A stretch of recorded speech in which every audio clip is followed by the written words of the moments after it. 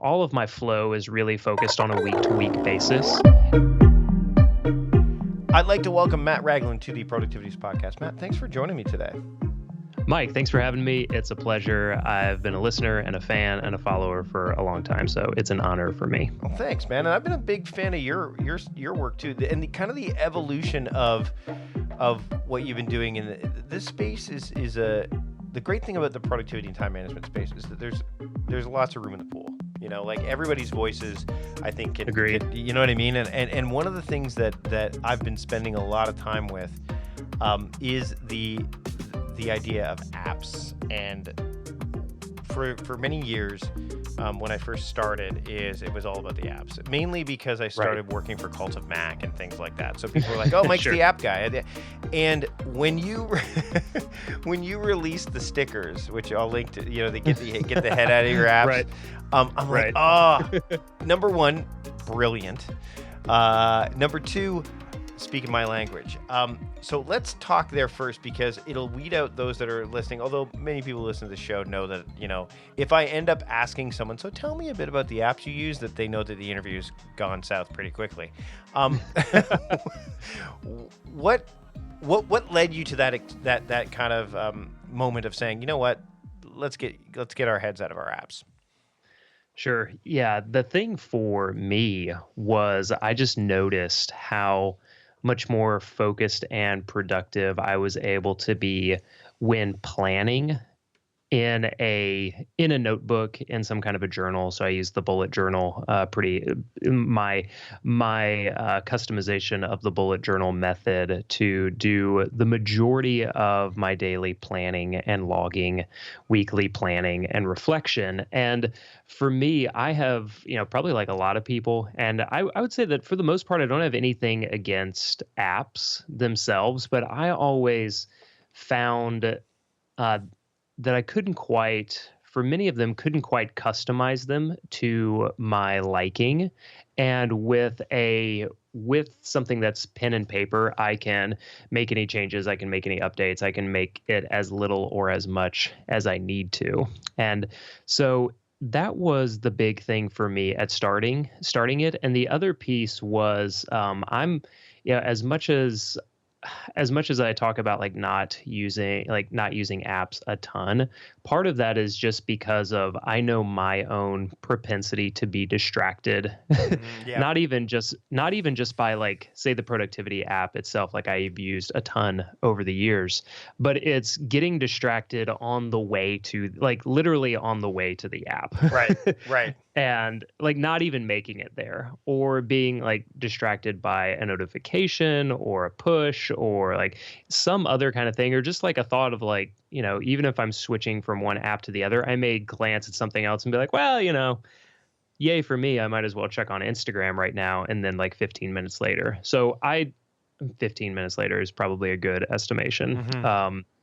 But I started to become more aware of my own, just in some ways, I think a lot of us in the productivity space gonna get championed as, these lions of focus and attention and willpower. Don't wreck the myth, man. Don't wreck the myth. Yeah. For me, not to wreck it too much, but I became so aware of my inability to, really withstand the designed pressure of really smart people designing apps that to hook me into them. Mm-hmm. As when I need to plan something out, when I need to think through a problem, brainstorm a project, anything like that, I do so much better on paper than I do in an app. Well, and that's one of the reasons I was so hesitant to get into Notion. It wasn't because I didn't think there was value there. It was there.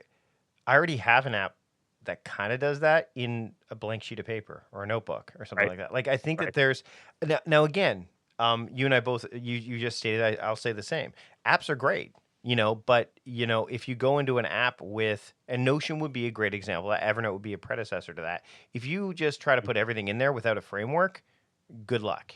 And the thing about an app, again, like Evernote or Notion, if you try to do the wrong things inside of it or what it's not necessarily designed to do well, then that's going to cause friction too. So I'm a bit of a hybrid guy myself. Like I have my stuff in my digital tools, right? But when I look at my day, the night before, so when I'm doing my evening routine, I will pull stuff out of the digital app and put it on my, in my daily plan, my weekly plan, those kind of things, Right. so that I don't get disrupted or distracted. Because I think there's value, and you even indicated that I think getting your head out of your apps means go in, get what you need if you're using an app, but don't let it guide you, to the point where it's guiding down the wrong path. Make sure that you've set it up so that when it does have the propensity to pull you in a direction you don't want to go, that you have a quick way to get out of that. So that way you go, no, Asana, no, Right. Todoist. Right. I set you up this way. I have a filtration set up that says Tuesday filter. I click on that, and that's what I'm supposed to do. And I have some selection inside of there, but by and large, like you need to lay the groundwork first, which is what you would need to do in a bullet journal anyway. So there's no, I mean, the same principles apply to both. Just one's happen to be digital, one happens to be paper.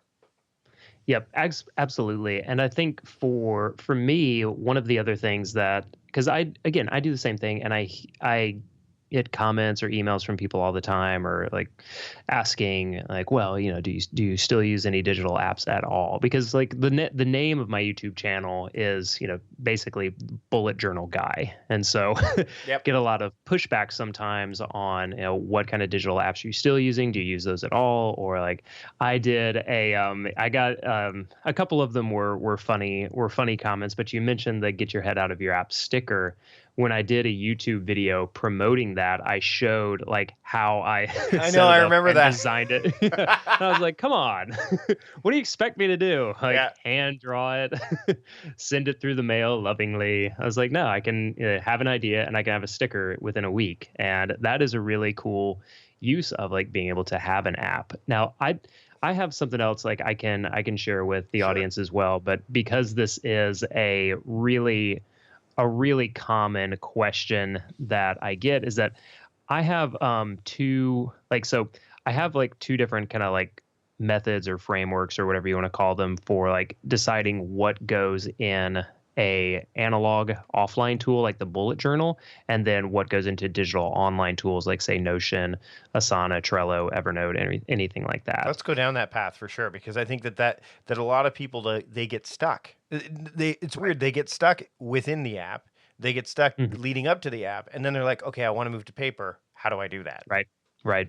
So for me, the acronym for the analog is CAMP, CAMP.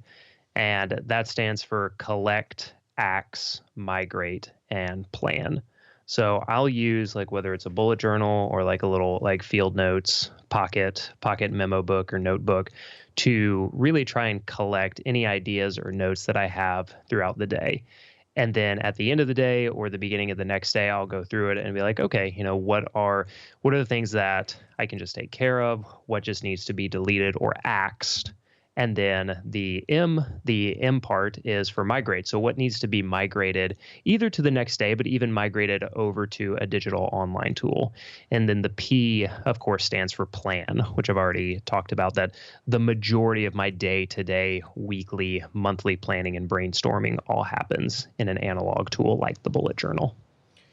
So let's talk a bit about the idea of the bullet journal, because I've had Ryder on the show a couple of times. We've had a chance to chat. I've got, as this episode has aired, one of my 2 weeks notice series on my YouTube channel has me bullet journaling and exploring it for 20 hours.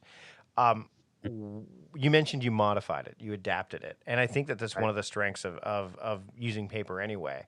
But when people, I think one of the things that happens both with apps and with processes in general, getting things done would be a good example, is the feeling that you need to do it the way it's prescribed. How did you get past that? Because I know that you don't do it because it's hard. I mean, it really is. Yeah. And the thing is, and what's even harder sometimes, just between me and you and all the listeners, is that it's tough to like even recommend modifications to people sometimes. Right. Because even though a, say, very rigid framework can be tough to get past because we're like, oh, there's something about my life that doesn't quite fit this.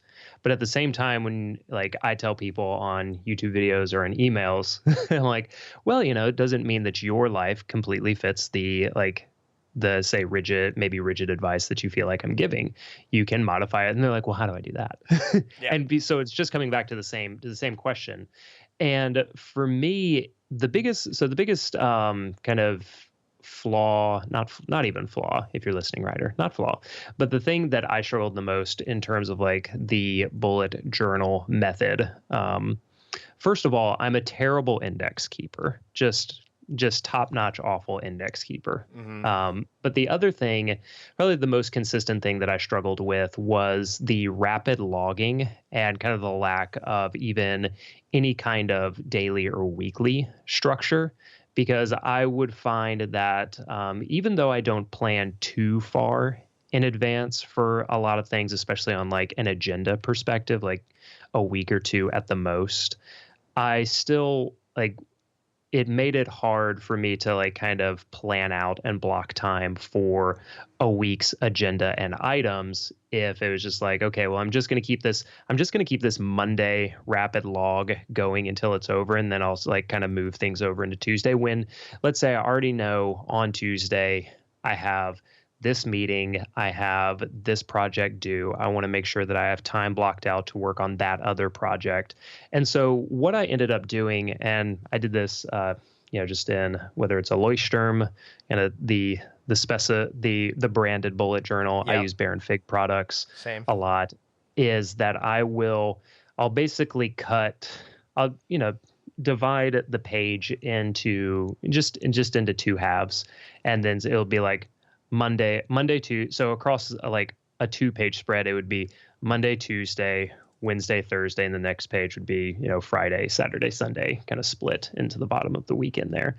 And that at least gives me, because I've known, like I've done this for years now, I know that on most days, a half a page is about all I need. Like right. if I'm trying to put too much, I would say more than like 3 or 4, maybe 5 core tasks into a day, they're just not going to get done anyway. So again, like you, when I go into that weekly preview on over the weekend or first thing Monday morning, then I'm kind of looking at it and say like, okay, here is the project or objectives that I have for the week. These are like the just get them done tasks that I have, and I can kind of proactively schedule them and write them into those like those daily halves that I have set up. Mm-hmm. And then I'm still doing like a rapid log and agenda inside of those like daily sections. But that was the biggest thing that I did is I broke up each week into these daily sections instead of it just being more of a flowing, like Monday may only take up 5 or 6 lines, Tuesday takes up 10 lines, and you just kind of keep going from there. I needed a little bit more structure than that in order to like effectively plan out my week. I also didn't like at all intermingling like bullets and events. Was like way too messy for me and made it hard to see like when my like actual meetings and agenda items were. Yeah. And so what I do is like on like each daily section, the top 3 or 4 lines are reserved for like agenda items, meetings, like things that have to be done at a specific time.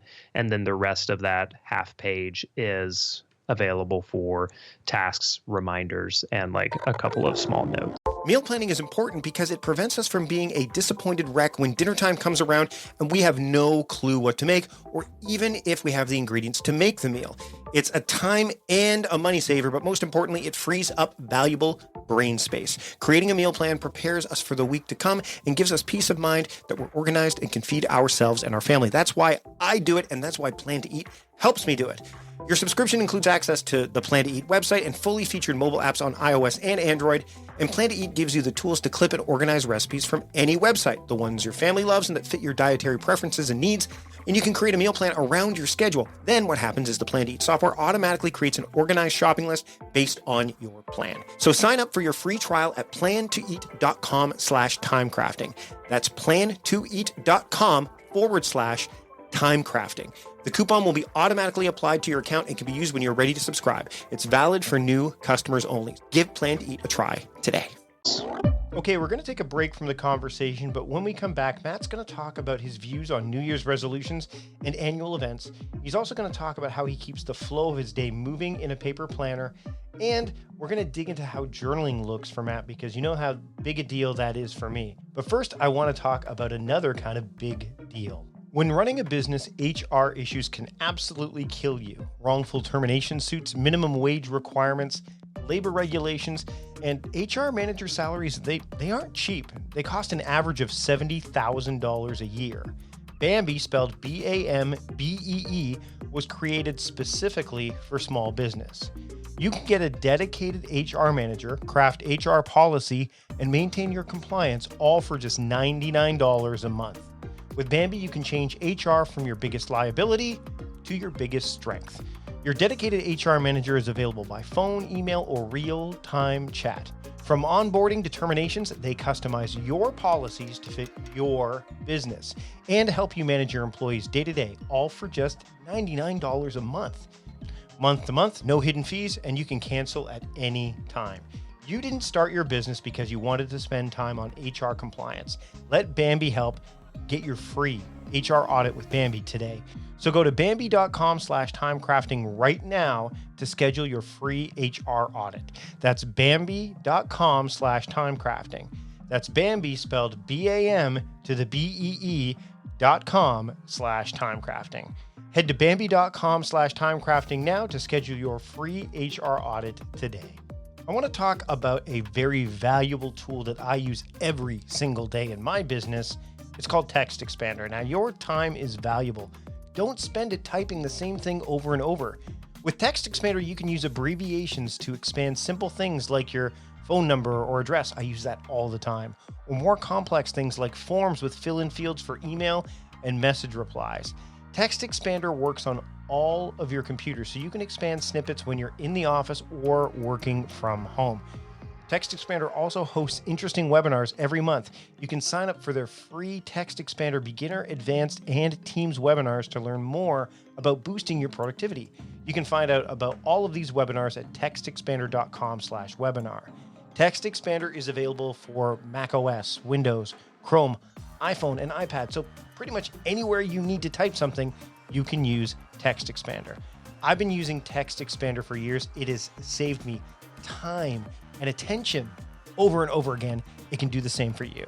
So visit textexpander.com/podcast to get 20% off of your free year. Just go to the drop down and choose that you heard about Text Expander from the Productivityist Podcast on that page. That's textexpander.com/podcast, and you'll get 20% off your first year. Believe you me, it's going to pay for itself in time and energy and attention over and over again. Give Text Expander a try. You won't regret it. I love it. I know you'll love it too. You've probably got a lot going on in your life right now. I know I do, but really the one thing that I strive to do on a consistent basis is to level up, is to take some time to learn something and expand my horizons and my skills in a variety of areas. And you can do that too with the UCI Division of Continuing Education.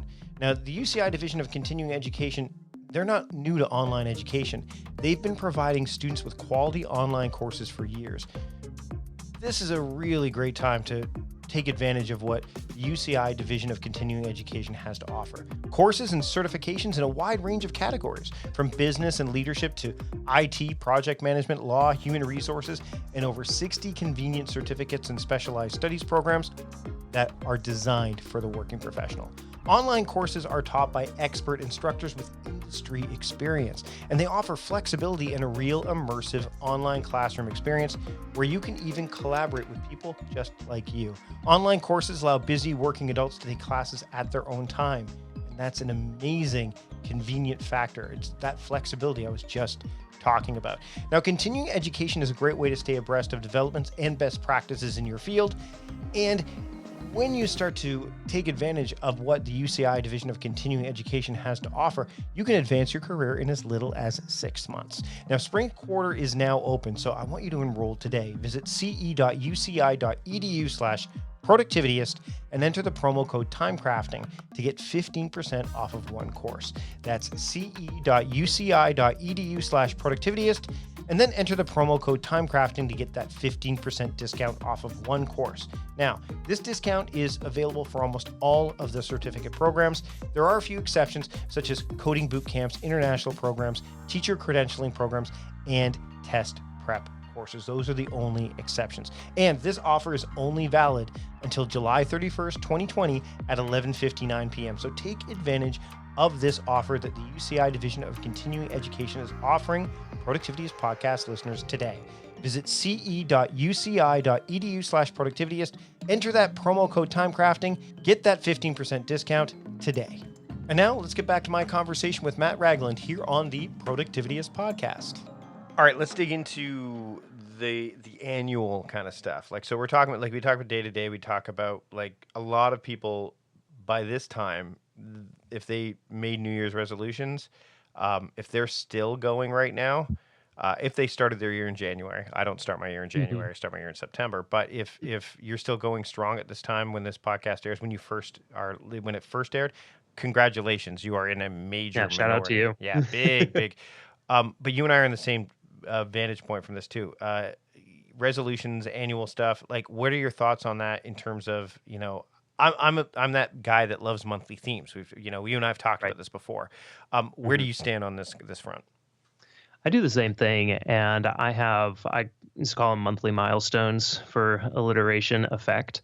But I like to focus more on the quarterly goals and objectives that I have. Part of that is just from the work that I've done, like outside of all of this, which is with tech companies. I'm at a company called Podia now, and I was at one called ConvertKit beforehand. And at both companies, we used an idea of like quarterly goals, KPIs, OKRs. And so that kind of got baked into me a little bit. And what I like about this time of year, like you said, if you're listening and you're still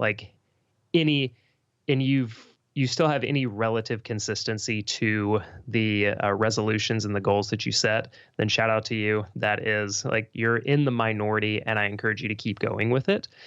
The thing that is nice about hitting this time of year, though, is that now we are really that first quarter into the year. The first few months are past, and it's a really good time to kind of reorient yourself and refocus the goals, the resolutions, the objectives that you might have had for the year. And something that I recommend doing is just trying to chunk that down into every 3 months or into those quarters, where every quarter you're kind of looking back and being like, okay, this is what I said was important at the beginning of the quarter. How did I do? What kind of progress have I made? Have things changed in my life, in my circumstances? And I experienced this in 2019 myself, because at the beginning of the year, I was still working at ConvertKit. And then in February, I made the transition to working at Podia. And so if I had set a big annual goal for what I was going to do at ConvertKit, then that would have been shot right in April. And even, we had company goals and everything,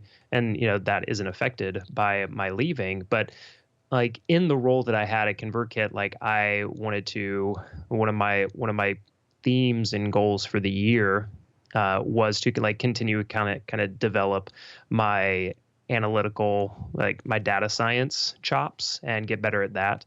And, if I had been well, it's got to be, that or nothing, and I'm going to be disappointed if I don't hit it, then that would have been tough, because that wasn't as much of a need for the role that I have at Podia. So looking at things from a quarterly perspective and just giving yourself some time to reflect and refocus going into each new quarter is something that can really help keep you motivated, make sure that you're on the right path, and allow you to pivot if it's needed. So what about smaller chunks? In terms of daily planning and things like that, do you how do you kind of organize your day in a way that promotes flow and keeps friction at bay? I mean, I know the bullet journal has some elements to it, but I mean, one of the things that's great about digital tools to a degree is you can say, okay, I'm going to focus on this type of activity or this type of modality. And you can click on it and it isolates it. So the filtration option is nice in digital. How do you kind of keep flow moving on by working through your day in a paper planning sort of way? Right. So I do have sections for in each week and each month where I outline the goals that I have, say the milestones that I want to hit each month that is going to like bring me closer to that bigger quarterly goal. And then I just chunk that down even further into each week. I really I mean, even though I've talked about quarters a lot and, we've talked about months a little, I really kind of like all of my flow is really focused on a week to week basis. And I have a section for each week that says like, okay, what is the objective? What is the project that I need to work on this week that's going to help me hit that monthly milestone? And I just know that if I'm hitting the monthly milestone, then I'm going to be moving closer to the quarterly goal. So I'm not thinking about like, say, the month or the quarter as much when I'm in the week to week, because like, again, with that weekly review and preview, I'm kind of I'm zooming out, taking that big picture view. And then on a weekly and daily basis, I'm going into it and really trying to zoom in on what I need to do on this day and this week to move me closer. Now, from a digital perspective, a couple of ways, like you mentioned, environmental triggers as well, is something that I do try and practice every day, is not sleeping with my phone in my room, really not even sleeping with it in the same level of my house. I try and charge my phone upstairs. And I started putting like my journal and my book and a book for morning reading where I used to keep the phone. Right. And so that way when I go down and I make my coffee, then the thing that I have to kind of promote that flow and get my mind focused on the right things is I'll do just a little bit of journaling or review about what I have going on that day. Then, my family gets up, and that way I hit the like working time already having given some of my focused attention to the things I have to do that day. Well, it's interesting. It's been a few months now, but I now charge my phone in my office down in the basement. I used to keep it. I went from charging it in my bedroom overnight and using Sleep Cycle as my alarm clock to moving it to the main charging area in our living room where we've got like one of those, multi-chargers where you can have like 4 or 5 devices now to my office downstairs. So that way, first off, I have an alarm clock that is now one of those ones that has it's one of those Philips ones where the sun. I do that too. Yep. Because I'm a heavy sleeper, but I'm a night owl too. So I need that I will wake up to the light of that bright like 10, as opposed to anything else. And I don't really need to track my sleep. We're going to get into tracking here in a minute because I know you've got some tracking stuff that you take into account, like you've got we'll link to the 5-day challenge and things like that. But then I when I kept it in the charging station upstairs, if on a weekend, let's say I'm hanging out with my family, I have to go to my office to get my phone. So I'm hanging out with my kids and stuff in the morning. I'm still having my morning coffee and stuff. Whereas today, as we're recording this, I grabbed my coffee and went downstairs and sat in my office. And it's. I mean, I think I've looked at it a couple times, but there's so many. Like, there's a book on. I have a chair that has a table attached to it. It's like I bought it like an office supply store like a few years ago, and it's got it's basically almost like a waiting room chair with like this if you were at a doctor's office and you had to fill out something, it's got like the thing attached to it. So I just leave a book on there or something that I want to do that's it's not device intensive at all, and the change has been dramatic. And by making the first change was challenging. And then the second change was almost immediate. Like, I'm like, this is stupid to have this upstairs. Let's bring it downstairs. So again, like that intentional use of space and, making sure that you put these friction points in play to build and develop new habits, I think is really key. And you talked about journaling, and I want to get to that now because journaling is one of those things that I think is hugely beneficial to productivity. I know you believe the same. Hell, Ryan Holiday in his latest book, Stillness is the Key, has a chapter called Start Journaling. Right. I saw that too. Right. It's and I'm like, yay. Yeah. Austin Kleon in his last book and Keep Going, he talks about journaling a lot as well. Yep. I'll link to the episode that I had with Austin in the show notes as well. Oh, nice. Because we talked a bit about that and the idea of having portable routines and things like that. How do you journal? Because I think that, and I want to link to your journaling challenge as well. But how do you journal? Do you journal just in the morning? Do you journal in the evening? How does that look for you? So I will journal both times, most days, and I think the biggest thing for me is that when I go into the morning, usually the morning journal session is very brief because I don't normally have a lot of time in the morning. Now I still get up early, but I'm either like.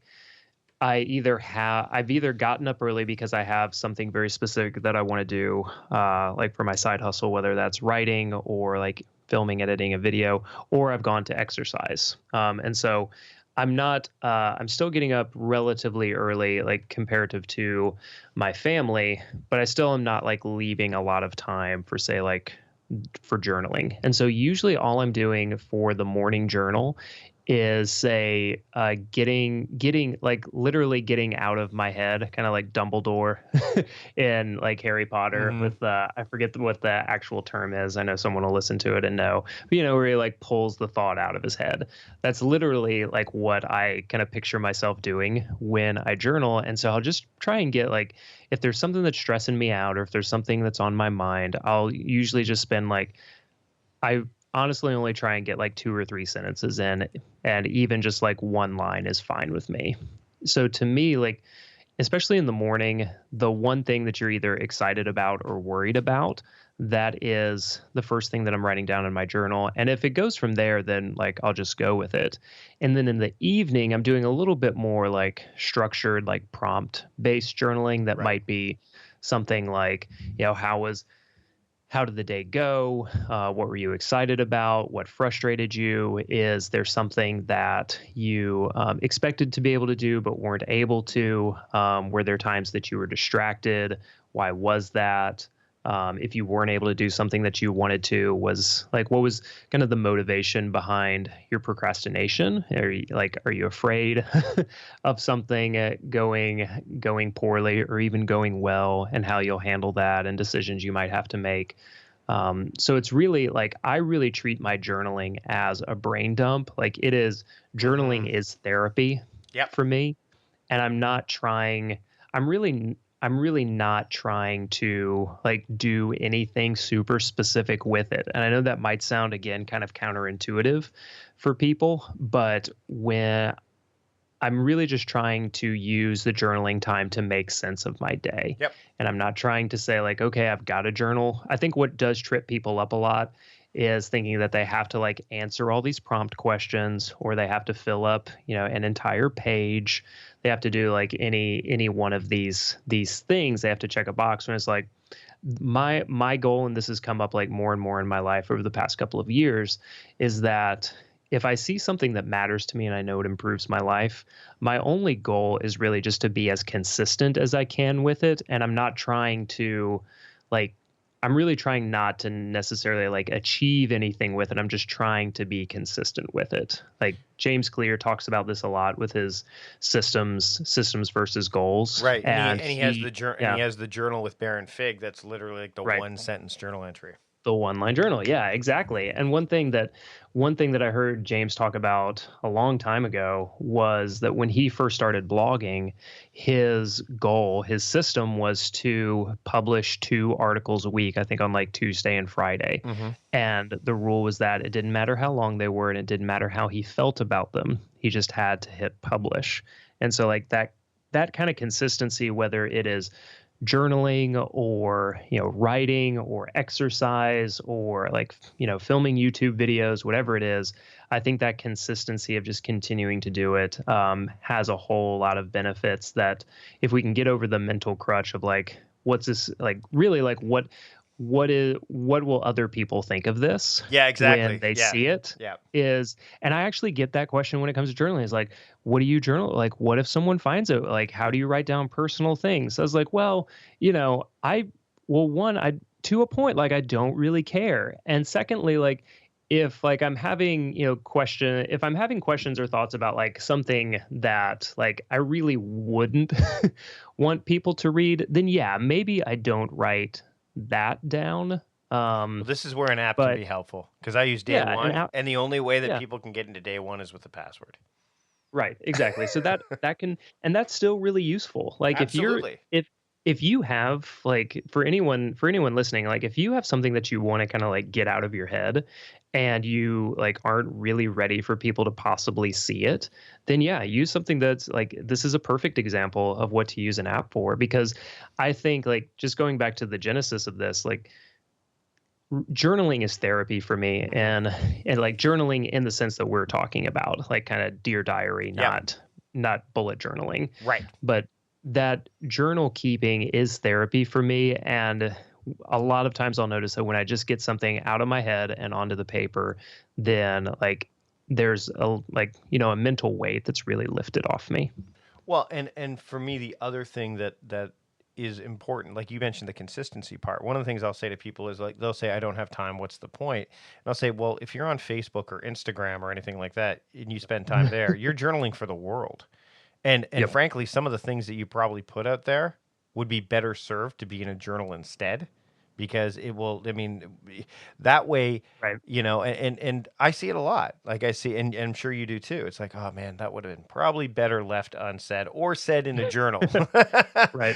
But I mean, I do Yeah. it both ways. I have Day One, which is where I keep my daily journal, but I also keep a written journal for like those more profound, like thinking thoughts where I may not say something or reveal something that if found, people are going to go, oh my goodness, I can't believe you said that. So that there's that safeguard there if that's something that you're like, because I don't want to tick people off. I already said to my wife, who she's like, I go, when you read this journal after I'm gone, like I'm going to be gone.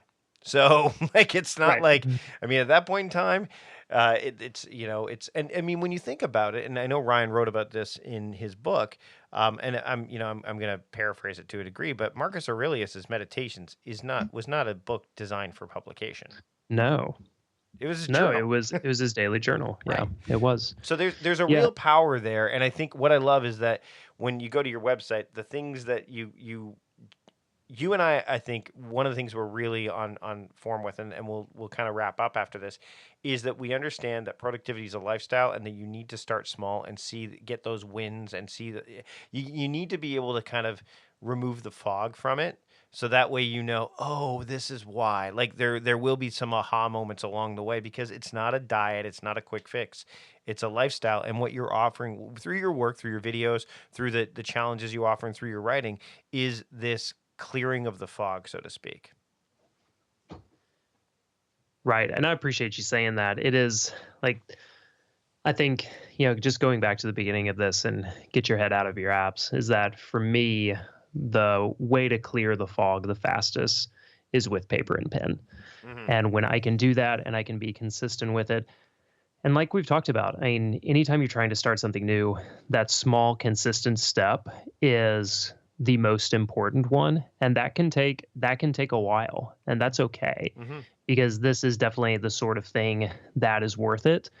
And you mentioned like, if you're on Twitter and you're on Instagram, like I'm on those things too. I'm not hating on them to that extent, but I will say that like for anyone who's using an iPhone now that has an even like, and it's that phone's iOS has been updated in the past year, you have a screen time setting in your iPhone settings now. So you can go in and see how much time you're spending on certain apps or groups of apps. And I would bet that like it's probably more than you would think. And I'm not necessarily saying like as a first step, you should limit your screen time, even though I do think that is a good step. But just kind of looking at a thing like, oh, wow, I spend 30, 45, 60 minutes a day on social media or just on Instagram or just on Twitter. That is, if you say that you don't have time to journal or write these things down, that to me has always been a pretty clear like, okay, well, we could probably redirect some time here by limiting your screen time. And even though that is, you can override that at any time in the iPhone, like it might pop up and say like, hey, you've reached your screen time limit. You can be like, forget you for another 15 minutes or like for the entire day. But that to me like does give me a good initial like prompt of like, oh my gosh, I've already spent 15, 30 minutes on social media. I need to get a clamp on that for the day. And that just helps a lot of what I talk about too, and what we've been talking about is just like raising an awareness of the time that we have and the things that we do with that time. And so I also have a time tracking challenge for 5 days, and it may sound like I've talked to a lot of people who say like it sounds ridiculous to track your time, but if you say to yourself like, I don't know if you've ever like hit the end of a day or a week, be like, I don't know where the time goes. I don't know like, what I've been doing for the past couple of days. Like I know like in broad strokes, but if you have like a block of time that you want to redirect from like being relatively mindless, because if you can't really say like, this is what I've been doing for the past week in terms of my work and my life, then to an extent, we're a little bit on autopilot. Right. And some of that is a necessity, but there's another part of that where like, if there's something that you want to do a little bit differently, even in this small step that we've been talking about with something creative or like a fitness, a health, or right, like any kind of like additional thing that you want to do. And like I said, this time of year is a good time to kind of look back, because I'm guessing a lot of people listening probably had like some kind of goal related to those things at the beginning of the year. And so probably what would be helpful is, instead of like trying to like, build up your willpower muscle more and more, which is probably what you've been trying to do for the past several months or years, is instead kind of redirect it and think about like, okay, what is the time? If I tracked my time and I saw what I was really spending my time on over this past week, how could I redirect and kind of block out some time that previously I was just kind of coasting through, and be really mindful and intentional with it? Matt, this has been a great conversation. One more question. Do you use a paper wall calendar? I do a little bit. So I have just a little Field Notes 2020 like workstation calendar, but I didn't really look at the dimensions when I bought it. It is quite small. Yes, I've seen that one. It's tiny. Yeah, it's 5x7. So I just kind of use it like I would, like I just write down birthdays on it, and then I use it kind of like the Seinfeld joke method. Yep, the don't break the chain.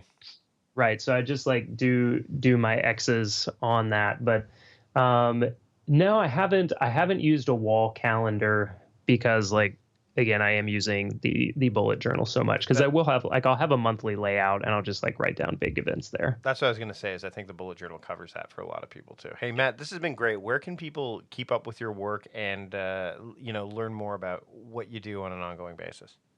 Yeah, of course. So you can go to mattragland.com. The best place to find consistent content from me is my YouTube channel, though. If you go to YouTube and type in just my name, Matt Ragland, I will be the first one to pop up. And really, I'm the top-rated Matt Ragland online.